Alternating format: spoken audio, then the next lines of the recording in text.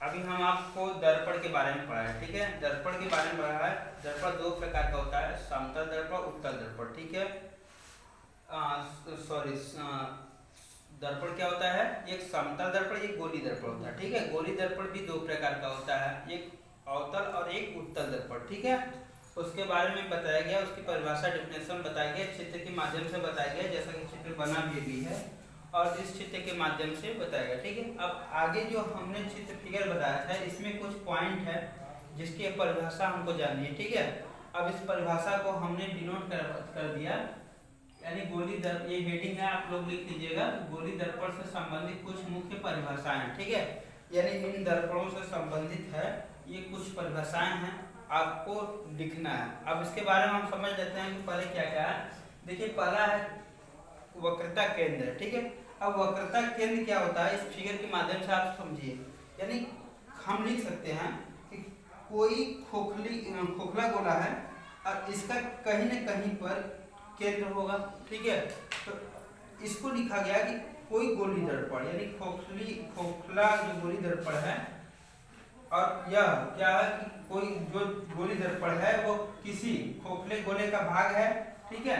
और उसके केंद्र को हम क्या करते हैं, यानी जो खोखला गोला है उसका जो केंद्र है उसको हम वक्रता केंद्र कहते हैं, ठीक है।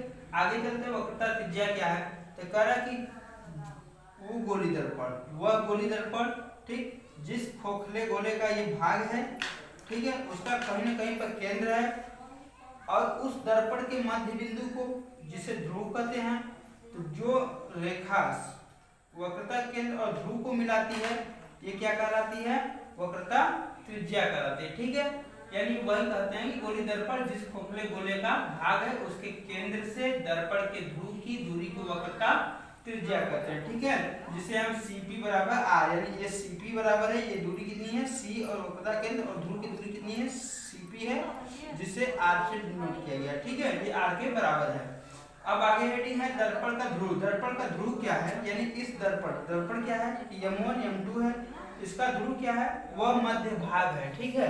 अर्थात गोली दर्पण के मध्य बिंदु को दर्पण का ध्रुव कहा जाता है, जिसे हम P से डिनोट करते हैं, ठीक। आगे है मुख्य अक्ष। मुख्य अक्ष क्या है, अब देखिए जो वक्रता यानी खोखले गोले के जो केंद्र है, ठीक, वक्रता के और ध्रुव को जो रेखा जोड़ती है आपस में, ठीक, उसे हम मुख्य अक्ष कहते हैं। यानी ये रेखा जोड़ रही है, ठीक है, दोनों को जोड़ रही है, तो ये क्या है, मुख्य अक्ष है, ठीक। अगला हेडिंग है दर्पण का द्वारक क्या है। अब दर्पण का द्वारक क्या है, तो देखिए दर्पण का द्वारक क्या है, m1 m2 है, यानी ये जो एक व्यास है, m1 m2 क्या है, एक दर्पण का ये व्यास है, ठीक है।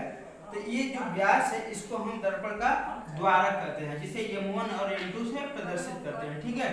दर्पण के व्यास को हम दर्पण का द्वारक कहते हैं, ठीक। अब हम आगे आपका अगला नया टॉपिक पढ़ेंगे। नया टॉपिक है आपका